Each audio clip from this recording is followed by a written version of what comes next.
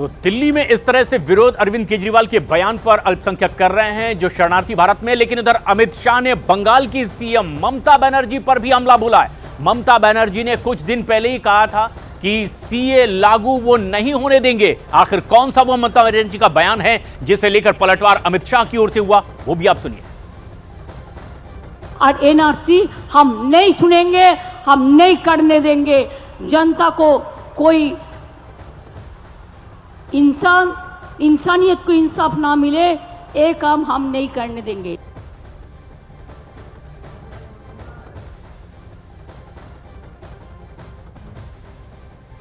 और ये फिलहाल जो तस्वीरें हम आपको दिखा रहे हैं अरविंद केजरीवाल को लेकर धरना प्रदर्शन, जहां सैकड़ों की संख्या में वो शरणार्थी पहुंचे हुए हैं जिन्हें भारत सरकार सीए के जरिए नागरिकता देने जा रही है। और इसी बात को लेकर कई राज्यों के सीएम बवाल कर रहे हैं, जिसमें अरविंद केजरीवाल का नाम है, ममता बनर्जी का नाम। 2024 को लेकर देश का मूड क्या है, इस पर सबसे बड़े ओपिनियन पोल का रिजल्ट आ चुका है। उत्तर प्रदेश में एनडीए को बड़ी बढ़त दिख रही है। ओपिनियन पोल में बीजेपी यूपी में 80 में से 77 सीटें जीतती नजर आ रही है, यानी सबसे बड़ा राज्य, सबसे ज्यादा जिस प्रदेश में सीटें, वहां 80 में से 77 सीटें बीजेपी को हासिल हो रही है, यानी एनडीए को यह बढ़त है उत्तर प्रदेश में।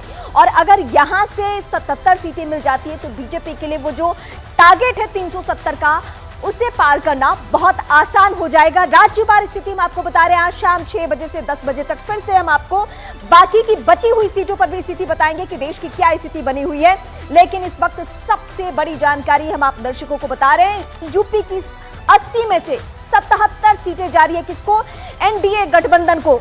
और वहां को लेकर भी जो बीजेपी की कैंपेनिंग है, जो जनाधार है और जिस तरीके से सहयोगी दलों को अपने साथ लेकर चलने की कोशिश की गई, उसमें हर जोन को साधा गया। पश्चिमी उत्तर प्रदेश में जिसका दबदबा है, जनाधार है, उसे भी साधा गया।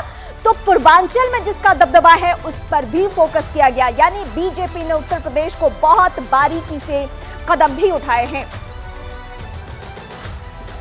और इस वक्त मैं सीधे अपने सहयोगी प्रशांत का रुख करूंगी।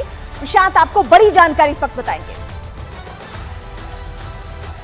न्यूज 18 मेगा ओपिनियन पोल, और इसमें अब जो आंकड़े निकल कर आ रहे हैं वो तस्वीर क्लियर करते हैं कि आखिर किस तरह की तस्वीर आ सकती है 2024 के लोकसभा चुनाव की। और ऐसे में जबकि उत्तर प्रदेश की 80 लोकसभा सीट है, इसमें से 77 सीटें एनडीए जीतती दिखाई दे रही है। और अगर मत प्रतिशत की बात करें तो 57% मत एनडीए के पक्ष में, वहीं इंडी गठबंधन को 26% वोट मिलते हुए दिखाई दे रहे हैं, जिस तरह से आप ये तस्वीरें भी देख पा रहे हैं। और बीएसपी को 9% वोट मिल सकता है। ये एक ऐसी तस्वीर जो मेगा ओपिनियन पोल अब उत्तर प्रदेश की तस्वीर क्लियर करती दिखाई दे रही है।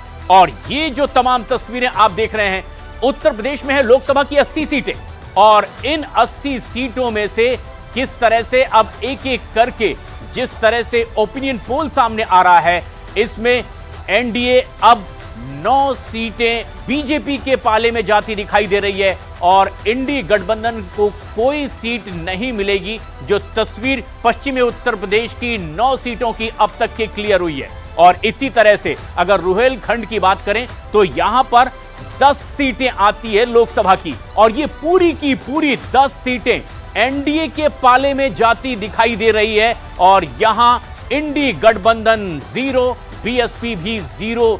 इस तरह से ये एक मेगा ओपिनियन पोल की शुरुआती ओपिनियन सामने आ रही है। और इसी तरह से पूर्वांचल की अगर हम बात करें तो पूर्वांचल में है 30 लोकसभा की सीटें, और इनमें से 29 सीटें सीधे सीधे एनडीए के खाते में जाती दिखाई दे रही है। और महज एक सीट पर इंडी गठबंधन जीत सकता है, जबकि बीएसपी को कोई सीट नहीं मिलेगी। ये इस मेगा ओपिनियन पोल से साफ होता दिखाई दे रहा है। सबसे बड़ा प्रदेश उत्तर प्रदेश, और 80 सीटें यहां पर है अलग अलग क्षेत्रों में। जिस तरह से अब तस्वीरें सामने आ रही है मेगा ओपिनियन पोल में, वो भी आप देख लीजिए। तो आपका इलाका, और यहां है लोकसभा की 14 सीटें, और ये पूरी की पूरी 14 सीटें एनडीए के पाले में जाती दिखाई दे रही है। इंडी गठबंधन को एक भी सीट इस दोआब के इलाके में नहीं मिलती दिखाई दे रही है। बीएसपी 0, अदर्स के खाते में भी 0 है। और ये है मेगा ओपिनियन पोल के आंकड़े। और उत्तर प्रदेश की कई ऐसी सीटें जहां से ये अब आंकड़े सामने आ रहे हैं मेगा ओपिनियन पोल के। बुंदेलखंड बेहद खास इलाका, उत्तर प्रदेश में लोकसभा की 4 सीटें हैं बुंदेलखंड में, और ये पूरी की पूरी चारों सीटें एनडीए गठबंधन के पाले में जाती दिखाई दे रही है। इंडी गठबंधन के पास यहां पर एक भी सीट नहीं होगी, जो मेगा ओपिनियन पोल के आंकड़े सामने आ रहे हैं। बीएसपी और अदर्स के खाते में भी 0। लेकिन इसके अलावा ही उत्तराखंड, जिस तरह से उत्तर प्रदेश की कुछ और भी अलग अलग क्षेत्रों से तस्वीरें सामने आ रही है, वो तस्वीरें भी आपके सामने रखते हैं। अवध का इलाका, 13 लोकसभा की सीटें यहां पर हैं, 13 में से 11 सीटें एनडीए के पास जाती दिखाई दे रही है। इंडी गठबंधन को 1 सीट अवध के इलाके में मिल सकती है। बीएसपी भी यहां से 1 सीट जीतती हुई दिखाई दे रही है। न्यूज 18 मेगा ओपिनियन पोल के ये आंकड़े, और सबसे बड़ा प्रदेश उत्तर प्रदेश, जिसके अलग अलग क्षेत्रों से आ रही है ये ओपिनियन पोल की बड़ी तस्वीर। इसके अलावा जिस तरह से अब ओपिनियन पोल के आंकड़े सामने आ रहे हैं, वो एक बड़ी जीत की ओर इशारा करते हैं। लेकिन सबसे बड़ी बात कि उत्तर प्रदेश में वोट शेयर किस तरह से होगा। 57% वोट एनडीए के पाले में जाते दिखाई दे रहे हैं। 26% महज वोट हो सकता है इंडी गठबंधन के पास, लेकिन 9% वोट बीएसपी को मिल सकता है। अदर्स के खाते में 8% वोट उत्तर प्रदेश में जाता दिखाई दे रहा है, न्यूज 18 के मेगा ओपिनियन पोल के मुताबिक। और हमारे ओपिनियन पोल के नतीजों को लेकर सियासी दलों में चर्चा की शुरुआत भी हो चुकी है। सियासी प्रतिक्रियाएं आपको इस वक्त दिखाते हैं।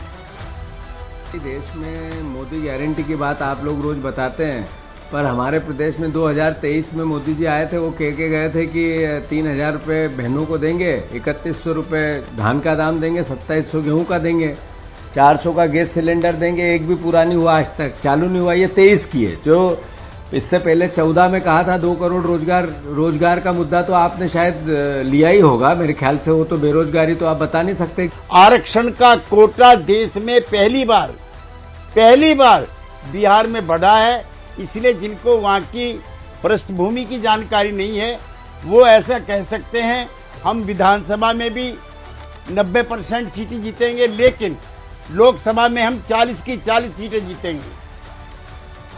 देखिए, उत्तर प्रदेश 77 नहीं, उत्तर प्रदेश में क्लीन स्वीप है। 80 की 80 सीटें हम जीतेंगे, और कई प्रदेशों में Bharatiya Janata party clean sweep कर रही है। जिस तरीके से आपका न्यूज 18 ओपिनियन पोल अभी दर्शा रही थी, हमने देखा, चाहे बिहार हो, चाहे दिल्ली हो, चाहे मध्य प्रदेश हो, जिस जगह का भी ओपिनियन पोल हमने देखा है, वहां पे पूर्ण clean sweep Bharatiya Janata party कर रही है। ये विश्वास देश की जनता का है। समाजवादी पार्टी और कांग्रेस के गठबंधन के बाद